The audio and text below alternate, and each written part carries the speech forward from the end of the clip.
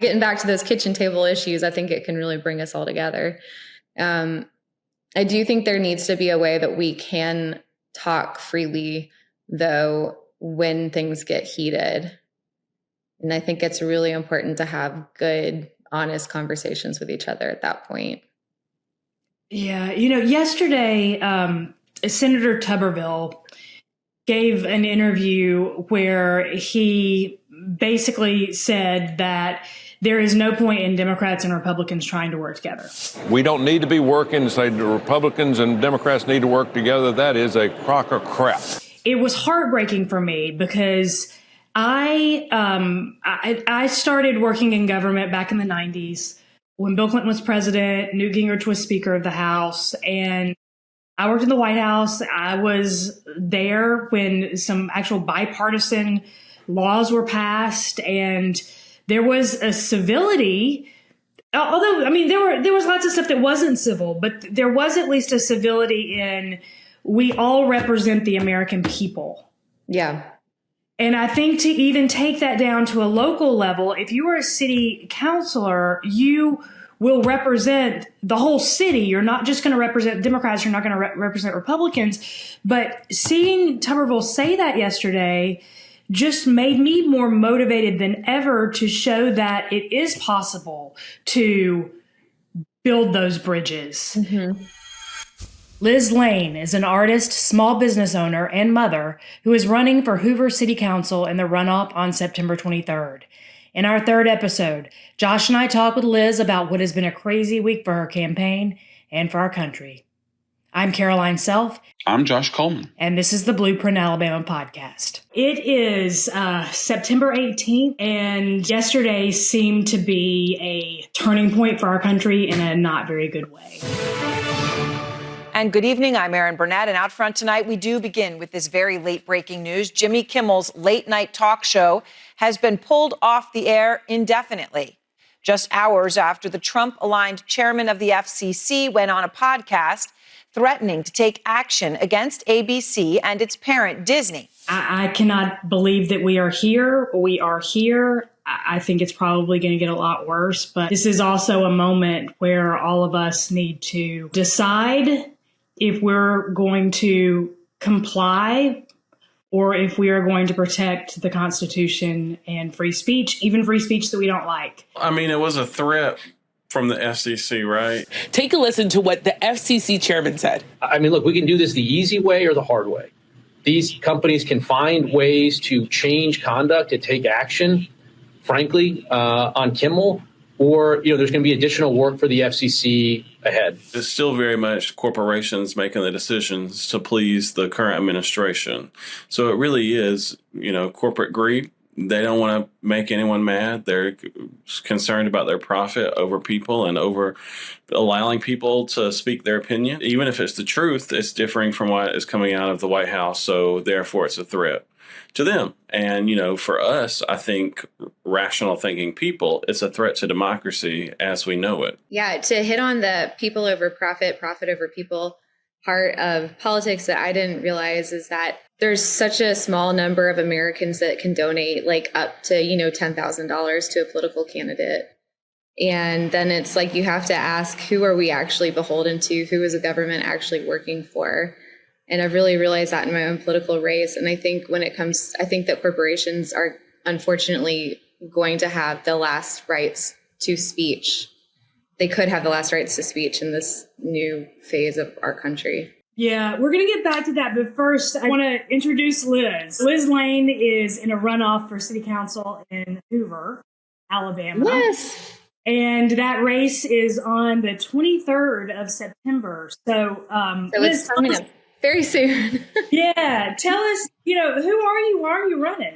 So my name is Liz Lane. I'm a small business owner. I'm a mom of 2 girls, and I'm also a full-time artist. I decided to run for Hoover City Council. For one thing, I just wanted to be a voice in my city. I wanted to make sure that my kids had a brighter future in the city that they live in.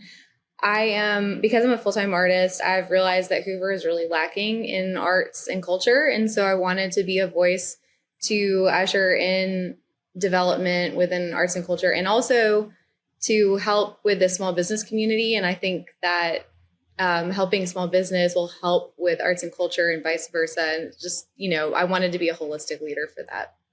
There's also an attack on the arts. Yeah. Happening. Yes. Are you seeing that? And how do you think we can get through that? Well, I mean, art is still important. I mean, art is so important. And speech is, I think a lot of written word is a form of art in a way. Comedy is certainly an art. And I see that with Jimmy Kimmel, so many people just being canceled right now. But with art, the thing about it is you have to sit inside yourself. You have to really reason with all the emotions that you're having. And then you get a chance to make something tangible with that and then put that back out into the world. And storytell, that builds empathy. And I think that right now, they don't want you to have empathy. And that's really scary, because if you have empathy for other people, it's harder to control us. I think that's probably why art is always one of the first things that is under attack. How do we get empathy? Like, how does a child learn empathy? I think it's just giving people space to be exposed to things and also to hear their own voice. I think if you can hear your own voice, then you can hear other people's voices better also. So you need that time to sit with yourself. Yeah, and have your own thoughts, your own raw emotions and feelings, and be exposed to different things, whether you agree or not. And it may be something that you didn't know that you agreed with until you're, exposed or around it, and you have, lived experiences that ultimately shape us. It is, challenging to be on the local level. I know there in Hoover, you've ran a great campaign so far, and you're going to the final stretch. And, you said you're a mom, a small business owner, an artist. That's 3 full-time jobs. The city council's another full-time job. And from what I have seen, all of those experiences that you have shape you to be the perfect person to have a seat and a voice at the table. But what is the real, driving force for you going into the city council? Yeah. So, there are so many different things. Something that I really am passionate about is the environment, protecting the environment. I started debating politics in 6th grade. That's actually how I met my best friend. So it was during the Bush Gore election, and I was very, very concerned about, environmental protections and what would happen under Bush. And so that's just kind of been in the back burner. And then when I moved to Hoover, I graduated in 2011 with the Tuscaloosa tornado. That was my last day of school ever. And I feel like that shaped me even more into being we need cities that have levels of resilience, and our storms are getting worse. And what can we do from a city planning level to protect the people that live there? And so then when we moved to Hoover, we actually, a year after buying our current house, we were bailing water away from our porch. And our home was about to flood. And it was kind of bad design, bad construction, not a lot of accountability for developers in this area. And so there's the think global, act local piece to this, where these kind of things keep me up at night. But what can I do to keep my side of the street clean? And because we have such an environmental need in this city, I thought it was a good place to start with that. You got in the race. You decided you were going to run a while back. Yeah. This has been a crazy period of time to live in Alabama, to live in the United States. How have the stakes changed for communities like yours since you first decided to do this? Sorry, I'm going to move inside really quickly. Okay, so you were asking about how has our community changed? How have the stakes changed for your community? Where we saw the world back in the spring, certainly for me, I don't see the world in the same way. I don't know. Are you guys processing how fast things feel like they're changing? Not really, but it seems like they're changing every single day. It's like drinking from a water hose, really. It is so much at one time, all over the place, and it's a lot. Yeah, I feel like I've been so focused in a way on this local race and our local issues, which really for the most part are not partisan. And that's actually been kind of a really beautiful part of this, is that most people want the same types of things.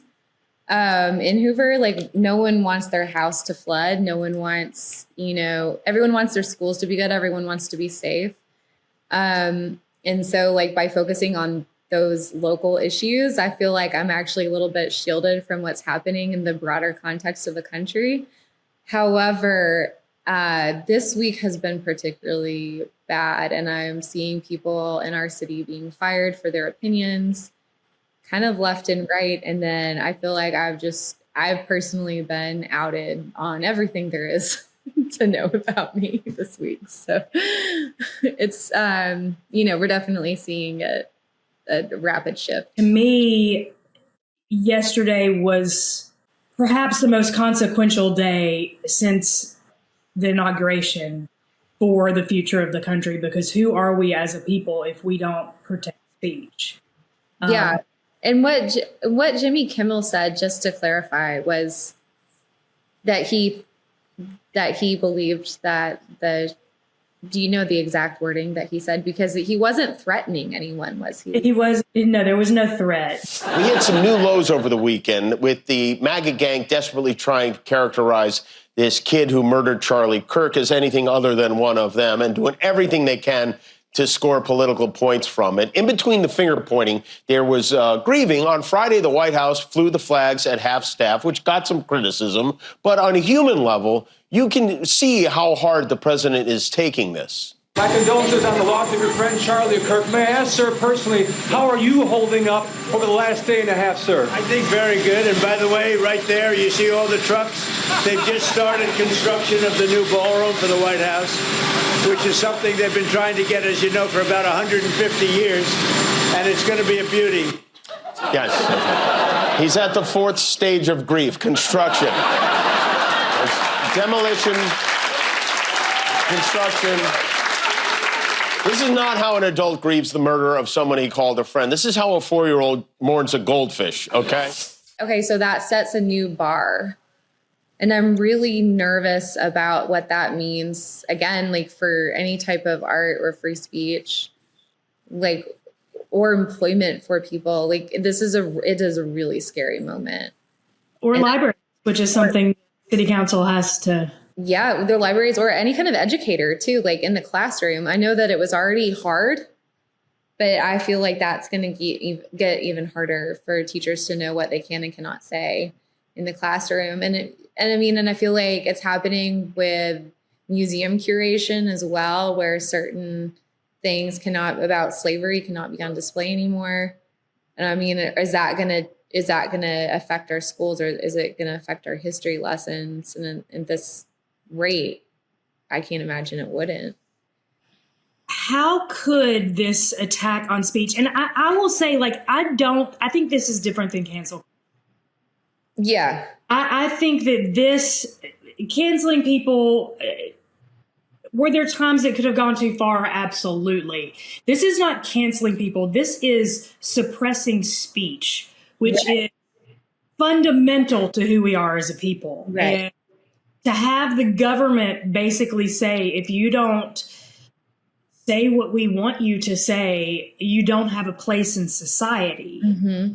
Because, like, for example, this conversation that we're having, I feel like I'm having to be really, really careful about what I say. Like, and I mean, I normally try to be a little bit careful, especially after some things, but like, it's like a different level. I can already feel myself self-censoring what I'm going to say. And I'm not used to that. Yeah, I mean, I hear you on that. I think that where I've decided to be is I'm willing to take the risk to speak. Mm-hmm. Because if we all, just give in and don't share our opinions, then only one narrative is in the world. Yeah. I look at people like Stephen Colbert and like Jimmy Kimmel, and they knew the risks that they were taking to stand up for freedom of speech. Yeah. And so for me, I think this is a moment where we can decide to do what we can to protect speech, even speech we don't agree with. So what do you think that, like, in the community that we could do to protect speech? I think that we can be open to having conversations with anyone. Mm-hmm. I mean, for me, it's like we're at an inflection point, really. Is this the point where the American people say enough is enough and start electing leaders, whether they agree or disagree? They could agree 50% on issues, 80% on issues, but is this the point where we elect leaders that can get our country back to a place of being neutral, of respecting the Constitution and advocating for the people that they're supposed to represent? Are we at that point? Is this the point? And I don't know that. And I think that's what's scary to me is I don't know if this is enough for some people to care about. There's also fear of what's going to happen to me if I speak out. Mm-hmm. There's two ways. You can speak out publicly or you can speak out at the ballot box. Tell us about what's going on about the attacks that you've had this week, how you feel about it, what you've learned from it, because I think that what all of us can do in this moment where things are happening so fast, it's hard to even understand what's going on, but I think we can all use it as a way to learn how we can do things differently, or how do we exist in this moment in a way to where our voice is effective. Yeah, exactly. So I think what this moment has taught me is that I always want to have my door open to conversations with people across the aisle, because I have had some conversations post all of the attacks this entire time. I've actually got, I don't know, I just printed these out last night. These are my 18, 19 news articles, but it's like, you know what? I think I have changed some minds because I've been really open to having conversations with people. And I've learned a lot from people that I didn't think I would ever find anything in common with, just because we've been able to be in the same spaces together through this process. And that's been really beautiful. What's sad to me is I feel like there's a constant barrage of people that are trying to separate that progress. And, they're constantly trying to literally scour the internet for everything they can find. That feels like a really scary place to be in, because, I've had a Facebook since I was 16 years old. So I'm not proud of everything that's out there on the internet, but this is like the day and age that we live in. So I think for anyone that really wants to be an advocate in this moment, which seems like it's rapidly evolving, being extra careful, but still staying true to your message seems like the best course to go. Still speaking out. Like, so for example, I said a word I shouldn't have said. But you know what I said, I am still going to stand by the LGBTQ plus community. It doesn't matter. I don't like using name calling, but I'm still going to stand by that community. And that person is not kind to those people. Kim Davis, she's that Kentucky clerk from back in 2015 that was at the center of international controversy when she refused to issue marriage licenses to a gay couple in Kentucky in defiance of the Supreme Court. I gave an apology for the word that I used, and I moved on. And I think that we're going to have to kind of do things like that. Josh and I have been involved in some intra-party conflict within the Alabama Democratic Party. And kind of what we've tried to live by is that if you keep your message about issues and not people, your message is heard more. There have been moments that we have not lived up to what, we want ourselves to be. And I think that that's just a very human thing, especially when things are as divisive in the party, outside of the party, as they are. It's easy for emotions to get the best of us. And when we disagree with issues, sometimes we all make mistakes. So has this experience with the podcast in 1819, has it changed how you will approach similar issues in the future where you feel passionately about something? Yeah. So you don't want your message to be diluted. Honestly, it was kind of an unlike me statement to make in the first place. I am very focused on the issues most of the time. I've made a million bajillion videos of me talking about every single issue you can imagine. And that was like a hour and 40-minute podcast. So, so of course it was like the one little, snippet, but, I actually have been very issue focused. And I think that's why I've been able to do a lot of bridge building. Because, like I said, these issues that I'm passionate about, like no one wants their home to flood. Everyone wants good schools. We all want to have fun things to do. We want to go out and experience art and culture. And and on staying with those things, like most people don't disagree with that. And I think that by focusing on people and attacking people, actually that'll always, it won't go. I don't think it'll ever go well if you do that. So I think it's really important to stay issue focused.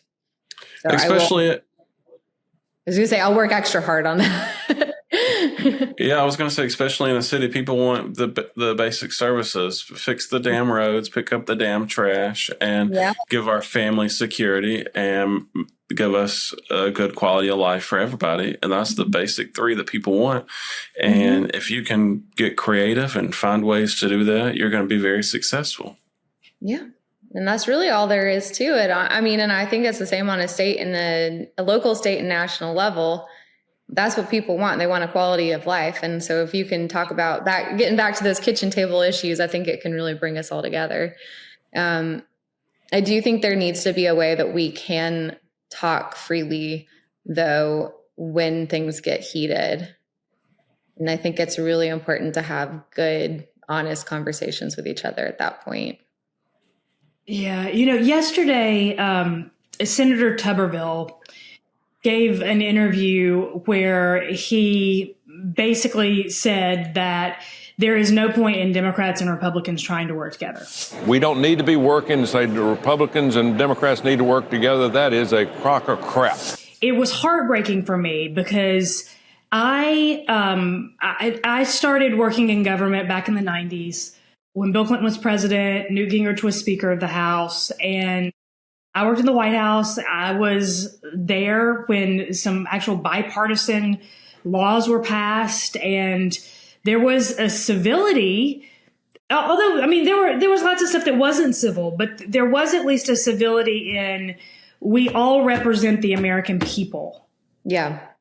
And I think to even take that down to a local level, if you are a city councilor, you will represent the whole city. You're not just going to represent Democrats. You're not going to represent Republicans. But seeing Tuberville say that yesterday just made me more motivated than ever to show that it is possible to build those bridges and to recommit to building those bridges, because it seems to me that there are people now in leadership who don't want to represent Republicans and Democrats. They just want to represent their, for lack of a better word, tribe. And I wonder how we will ever get to a better place as a country as long as that happens.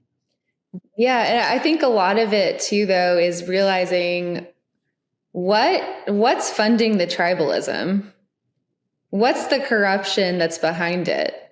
Because do they really care about that issue, or is it so they can keep getting money from some other area so they can keep their campaigns going? Again, that's kind of getting back to the dark money in politics.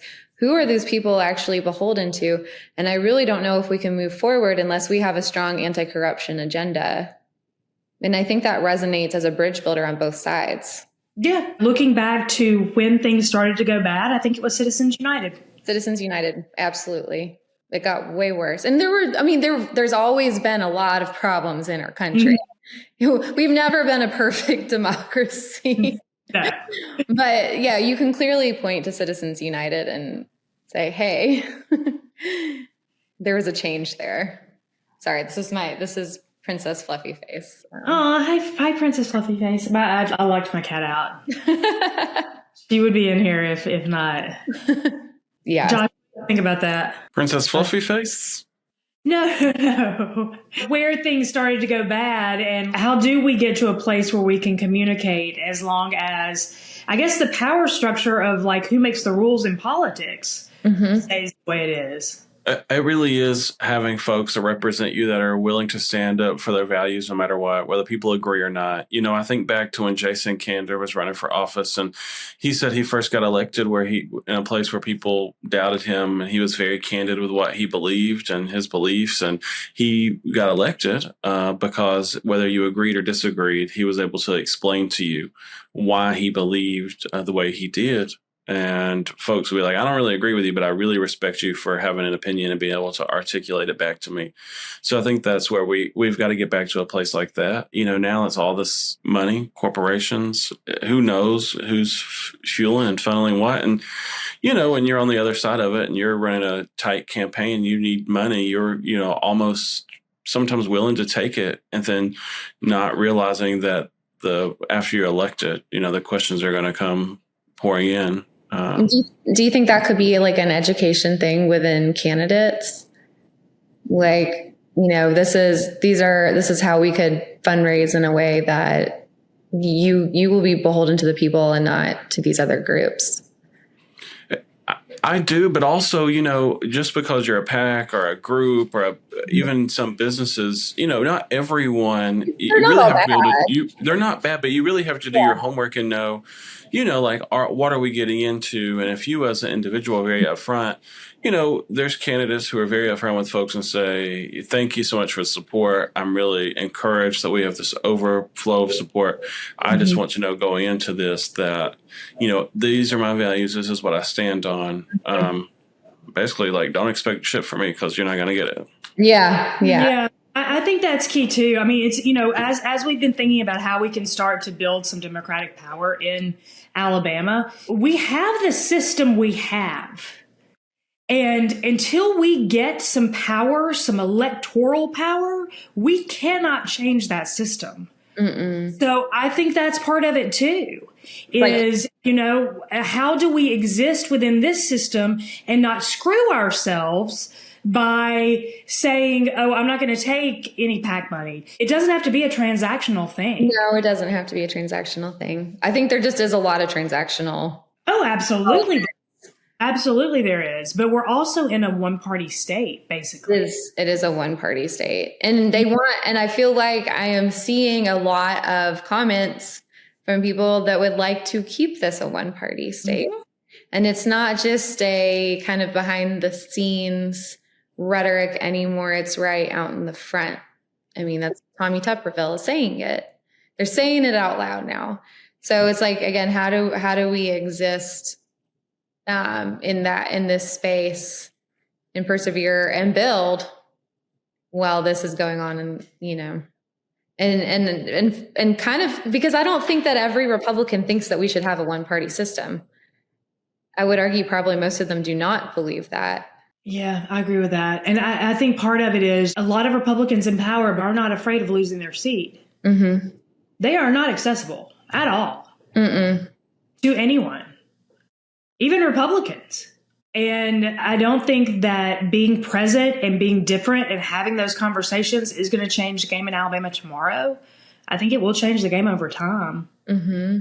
Because every time you have a conversation with somebody who's different than you learn something, in my experience. Exactly. How do you think that people can be present in a really like community way outside of their realm? Because I do feel like in a lot of spaces, like when I've, you know, done things for the Democratic Party, there's only other Democrats there, but it might be nice to have more of a bipartisan like meet up type structure. And it's like, is there a way for that to just organically happen in the community? Or do we need to be really intentional about that? Is that something that we could do going forward? I mean, for me, I think it starts with meeting people where they are and leading with the issues. I mean, I don't think you have to tell people, I mean, maybe us, right? Like they'll know that Josh and Caroline, they're Democrats when they see you coming, right? Maybe, but maybe not if we've never met you. But if we can have conversations and figure out what we have in common first, rather than what divides us first.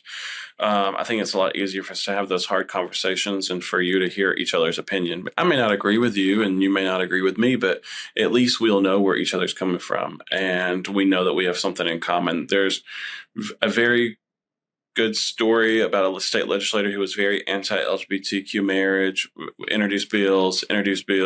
His daughter came out. She is a lesbian, and he introduced the bill to protect gay divorce. It was like crazy to see how far he came just over conversations that people had with him. And so I think being able to have conversations with people, we don't have to agree, but we can at least live in this world together. Because at the end of the day, we really do all want the same things. We want to have a life and an opportunity to succeed. Absolutely. Bring your neighbors cookies. Like, that's what I'm always like, just get out of your house.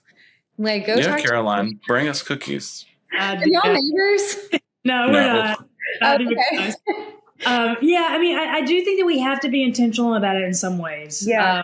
Because it's just not something people are used to. People are used to existing in their silos. Mm-hmm. And, even within our party, we've had that problem. And Josh and I have been traveling around trying to bring different groups together just to listen. Because I also think that what we've learned through that, too, is that, especially in this state, people are not used to their voices being heard. Mm-hmm. Even if they vote with the majority, mm-hmm. they still don't feel empowered to have an opinion or feel like their opinion matters.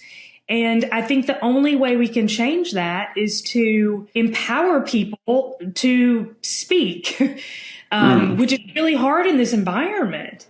But I think it's critically important, because if we lose that more than we have now, then we're all just going to be pawns in the game of the billionaire. Absolutely. And something that's been really troublesome to me in my local community is that, like, the Facebook rhetoric has gotten so terrible. But also, I've been actually kind of concerned about some of the people that are on Facebook, because it's like they're on it, like every time I'm on, I can see that they're also on. And I know I'm on there way too much. I actually took it off my phone, so I can't access it as much. But it's like, I think that, like, as a community leader, as a city leader, it's really important for us to be very intentional about curating spaces where people can come and build back community away from the online world, because Facebook commenting is just not going to help. It's not helping us. Like, it is just literally dividing us farther. And so I think it's really on elected officials to a certain degree to work within, like, chambers of commerce, and community groups. Like, what can we do to get people out, to make them feel safe, to give them a space to speak, and just unite people? I think arts is a great way to bring that back to arts. But, like, I think that's a great way to do that. So tell us, why should people, like, let's say they're in the Facebook group where there's all kinds of stuff going around right now. Why should they get out and vote for you? They should get out and vote for me because I'm here for them. Like, you know what? I'm here to hear their voice. It's not about me. It's about bringing community back into their city. Some of the things that I want to do on city council is really fight for the Arts Center. We've got $17 million in bond money. And you know that I've worked in the arts for the past decade. I can help get this done. I want to do things like we have the Hoover Met, which is this great sports complex. One of the really cool things I think we could do there is have more community-centered events there that are low cost, included, and that could give back to the community. Like, for example, we could sell parking spaces at the Hoover Met to different groups or individuals. Money could go to the school, and then everyone gets a bucket of sidewalk chalk. We could have the Great Hoover Sidewalk Chalk Off. Like, just, we just need to have some fun again. And I think that's being lost. I wanted to do we absolutely need to do an art show, and I think Patton Creek would be a really cool place to do that. I am really pushing for Patton Creek to be some kind of arts and entertainment district. And again, I'm here on behalf of the people, not on behalf of any kind of profit. I will make sure that the city protects its infrastructure, because if your home is flooding, then nothing else really matters. And I want to make sure that, our schools stay well funded, and, that we can have a brighter future in this city, despite what's happening on any other level. So that's why you should come out and vote for me September 23rd. Okay, when are the polls open and what can people do to help you? Okay, so the polls open at 7 a.m. Tuesday, September 23rd, and they close at 7 p.m. So you just want to make sure that you are in the building before 7 p.m. and you can vote. You're going to go to your normal polling place, wherever you normally go to vote. You can check that online. And it's really important that you get out to vote, because I only made it into this runoff by 53 votes. So that just tells you with any kind of municipal election, it is so every voice really counts. It's really critical. If you want to be heard, this is a great way to make sure your voice is heard. So go vote, text 10 friends, be ambitious about it. Remind them to go vote. Well, thank you so much, Liz, for joining us. And let's hope that the world doesn't change again today like it did yesterday. Oh, I hope so. But it's still early. It's 1:48. Yeah, I've got this sitting with me today. Oh, you got the Constitution with you. Yeah, and it feels like we are losing it little by little. So if to everyone, Josh has got to go. But to everyone watching, whatever you can do to help us save this Constitution, please do. Yes, absolutely. And thank you, Liz. Thank you, Caroline. And thank you, Josh and Andigo. This was really fun. All right. Bye. Bye.